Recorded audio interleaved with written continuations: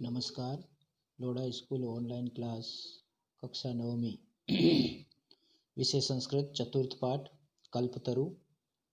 अथ पित्रा तथा इति अभ्युनुज्ञात स जिमुतवाहन कल्पतरुम उपगम्य उवाच। इस प्रकार पिता से अनुमति प्राप्त करके वह जिमुतवाहन कल्पतरु वृक्ष के पास जाकर के बोला, देव त्वया अस्मत् पूर्वेषाम अभिष्टा कामा पूरिता, कि हे देव, तुमने हमारे पूर्वजों की अभिष्ट इच्छा को पूर्ण किया है। तत् मम एक काम पूरय, अब तुम्हें मेरा एक काम पूर्ण करना है। यथा पृथ्वीम अदरिद्राम पश्यामि, जहाँ पर भी देखूं संपन्नता देखूं, तथा करोतु देव, ऐसा कर दीजिए देव। इति ऐसा कर दीजिए। एवं वादिना जिमुतवाहने, ऐसा कहकर के जिमुतवाहन ने कहा गया जिमुतवाहन के द्वारा, त्यक्त त्वया ऐसो अहम यातो अस्मि, ऐसा मैं कहता हूँ कि मैं तुम्हें त्याग दूंगा। यदि ऐसा मेरा पूर्ण कार्य नहीं हुआ तो मैं तुम्हें त्याग दूंगा, तुम्हारी आराधना करना छोड़ दूंगा। इति वाक तस्मात् तरो उद्भूत, ऐसा कहकर के उस पेड़ से हट गया।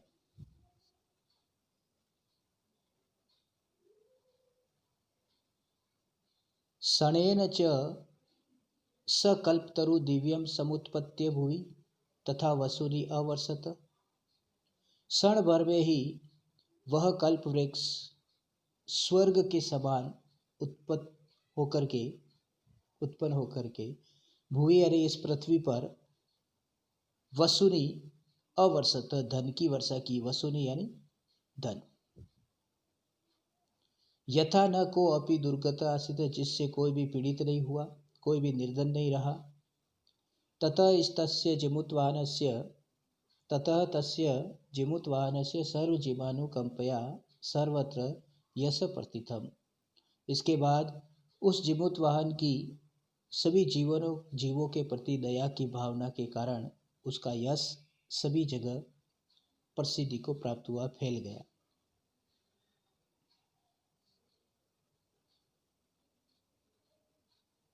वसुनि की अर्थ होता है धन।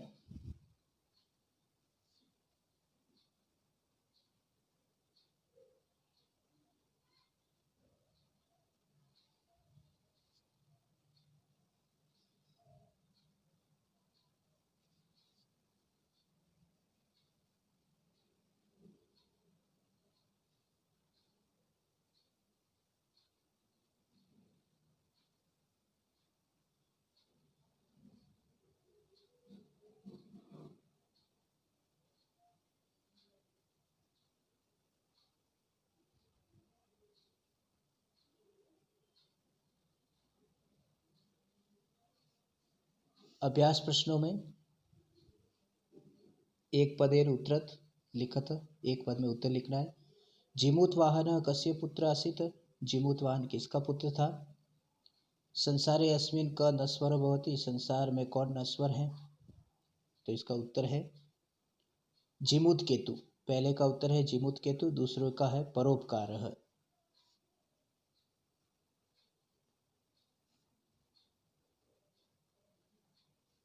तीसरा प्रश्न है, जिमुतवाहनः परोपकाराय फल सिद्धै कब आराधयति। जिमुतवाहन परोपकार एक फल सिद्धि के लिए किसकी आराधना करता है, तो उत्तर होगा कल्पवृक्षम। जिमुतवाहनस्य सर्वभूतानुकंपया सर्वतः किम प्रथितम। जिमुतवाहन की सभी जीवों के प्रति अनुकंपा से सभी जगह उसका क्या फैला, तो यशः। उत्तर हो जाएगा कल्पतरुः भुवि कानि अवर्षत। कल्पतरु ने पृथ्वी पर किसकी वर्षा की, तो वसुनि की। वसुनि यानी धन। दूसरा प्रश्न देखिए, अधोलिखिता नाम प्रश्न नाम उत्तराणि संस्कृत भाषाया लिखत। नीचे लिखे गए प्रश्नों के उत्तर संस्कृत भाषा में देने हैं। कंचनपुर नाम नगरम कुत्र विभाति स्म। पूर्ण वाक्य उत्तरत है, तो कंचनपुर नामक कहाँ है प्रकाशित हो रहा है या कहाँ शोभा को प्राप्त हो रहा है, तो कंचनपुर नाम नगरम हिमालयस्य सानो ऊपरी विभाति स्म, हिमालय के ऊपर वाले भाग पर शोभायमान हो रहा है। जिमूतवाहन कीदृशासीत्, जिमूतवाहन कैसा है था। जिमूतवाहन महान दानवीर सर्वभूतानुकंपी च अभवत्, जिमूतवाहन महान दानवीर और सभी जीवों पर दया करने वाला था।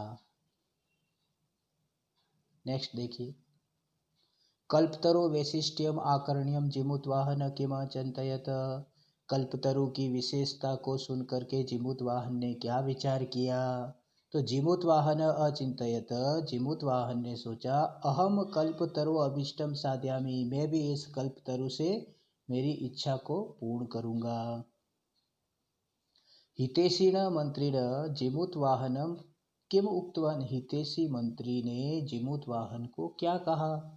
जिमूतवाहन को कहा, हे युवराज, कल्पतरु तव उद्याने तिष्ठति स तव सदा पूज्य, कि हे युवराज, एक कल्पतरु है जो तुम्हारे उद्यान में है, वह तुम्हारे लिए पूज्य है। इस तरह से पूर्ण वाक्य में उत्तर देना है। अंतिम प्रश्न है दूसरे का, जिमूतवाहन कल्पतरु उपगम्यम किम उवाच, जिमूतवाहन कल्पतरु के पास जाकर के क्या कहता है।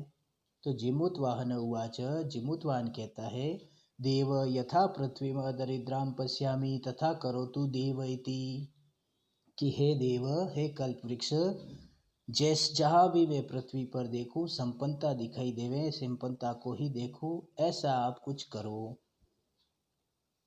तीसरा प्रश्न है, अधोलिखित वाक्येषु स्थूल पदानि कस्मै प्रयुक्तानि, इसमें जो स्थूल पद है वो किसके लिए प्रयुक्त हुए हैं।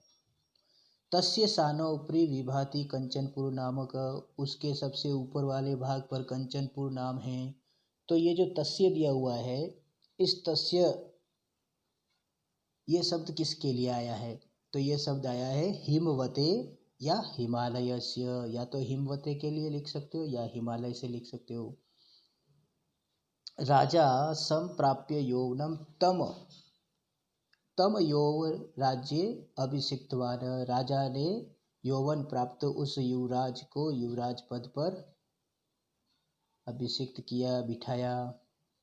तो यहाँ तम शब्द किसके लिए आया है, जिमूतवाहन के लिए आया है। तो जिमूतवाहनस्य। तीसरा, अयम तव सदा पूज्य, यह तुम्हारे लिए सदा पूजनीय है। तो अयम, अयम शब्द किसके लिए आया है, अयम शब्द आया है कल्पवृक्ष के लिए। तात त्वं तु जानाति यत धन विचिवत चंचलम, हे पिताजी, आप तो जानते हो कि यह धन जो है वो लहरों के समान है, जल की लहरों के समान है। तो यहाँ पे ये जो त्वम शब्द है, ये त्वम शब्द किसके लिए आया है, तो जिमूत केतु के लिए आया है। तो जिमूत केतवे। तो इस तरह से ये प्रश्न अपन को करने हैं।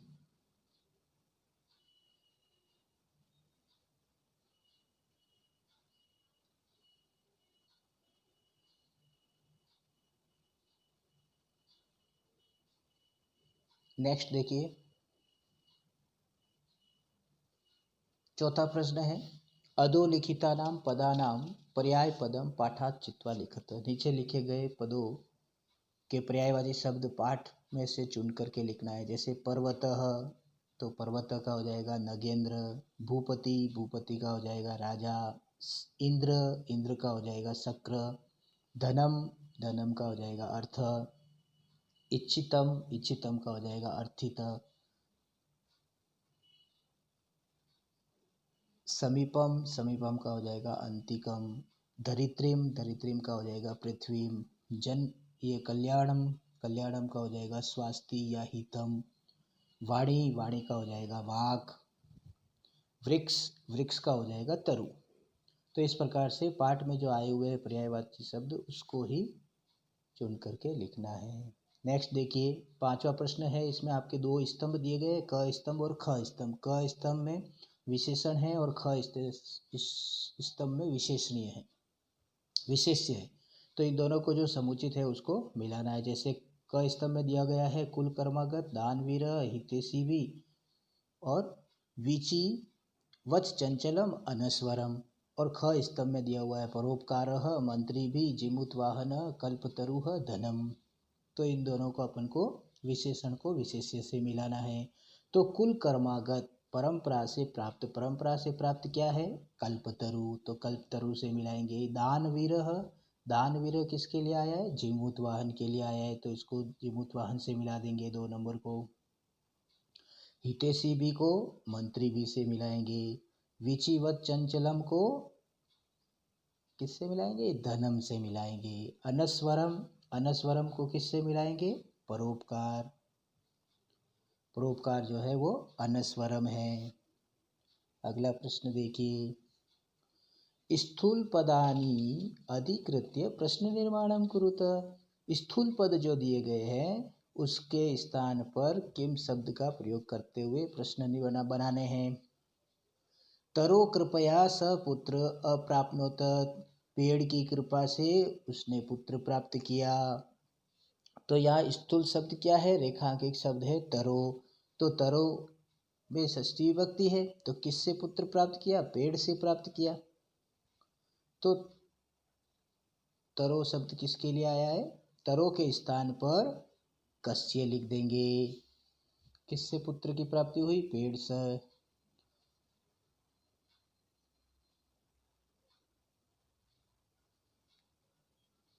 दूसरा देखिए, सकल्पतर्वे निवेदयत, उसने कल्पतरु से निवेदन किया। तो कल्पतर्वे, तो कल्पतर्वे के नीचे अंडरलाइन है, तो उससे हमें प्रश्न बनाना है। तो स कस्मेई निवेदयत, दूसरे में कस्मेई आ जाएगा। धन वृष्टया को अपि दरिद्र न तिष्ठति, धन वर्षा से कोई भी दरिद्र नहीं रहा। तो ये धन वर्षया, धन वर्षया के स्थान पर हो जाएगा गया, क्योंकि धन वर्षा जो है वो स्त्रीलिंग शब्द है, तो धन वर्षया हो जाएगा। कल्पतरु पृथ्व्याम धनानि अवर्षत, कल्पतरु ने पृथ्वी पर धन की वर्षा की। तो पृथ्व्याम, पृथ्व्याम में के स्थान पर कुत्र लिखेंगे और प्रश्न का निर्माण करेंगे और पीछे प्रश्नवाचक चिन्ह लगाएंगे। जीवानुकंपया जीमुत वाहनस्य यश प्रासरत, जीवों पर अनुकंपा से जीमुत वाहन का यश फैला। तो अनुकंपया, अनुकंपया के स्थान पर अपन को कया लिखना है। तो इस प्रकार से ये आपको प्रश्नवाचक चिन्ह लगा करके प्रश्न निर्माण करना है, पूरे वाक्य लिखने हैं प्रश्न के। नेक्स्ट है चतुर्थी विभक्ति का प्रयोग करना है। स्वस्ति शब्द के योग में चतुर्थी विभक्ति होती है, इसलिए चतुर्थी विभक्ति का प्रयोग करना है। तो प्रजा कोष्टक में दिया गया है, राजा, छात्र, सर्वजन, तो इन सब में हमें चतुर्थी विभक्ति लगानी है। तो प्रजा का हो जाएगा प्रजाए, प्रजा का क्या हो जाएगा? प्रजाए चतुर्थी विभक्ति। राजा का हो जाएगा राज्ञे, छात्राए का हो जाए, छात्र का हो जाएगा छात्राए, सर्वजन का हो जाएगा सर्वजनाए। इस प्रकार से आपको चतुर्थी विभक्ति का प्रयोग करके रिक्त स्थानों की पूर्ति करनी है। नेक्स्ट देखिए, इसी का दूसरा भाग है 7वें का। कोष्टक गतेषु पदेषु षष्ठी विभक्ति प्रयुज्य रिक्त स्थानां पूर्तिकरत, पूरयत, रिक्त स्थानों की पूर्ति करने है। तस्य खाली जगह उद्याने कल्पतरु आसीत, उसके खाली जगह उद्यान में कल्पतरु था। तो आपके देखो कोष्टक में दिया गया है ग्रह, तो हमें ग्रह का क्या लिखना है? ग्रहस्य। इसी तरह से स अंतिकम अगच्छत, पितृ शब्द दिया हुआ है, तो हमें पितु लिखना है षष्ठी विभक्ति में।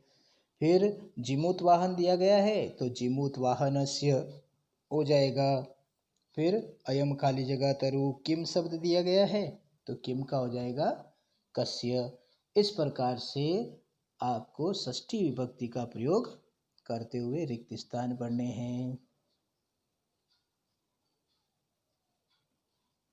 इस प्रकार ये आपके चतुर्थ पाठ कल्पतरु के अभ्यास प्रश्न हुए। इसको अपनी पाठ्य पुस्तक से देख करके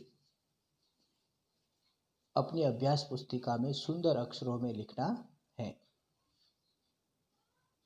धन्यवाद।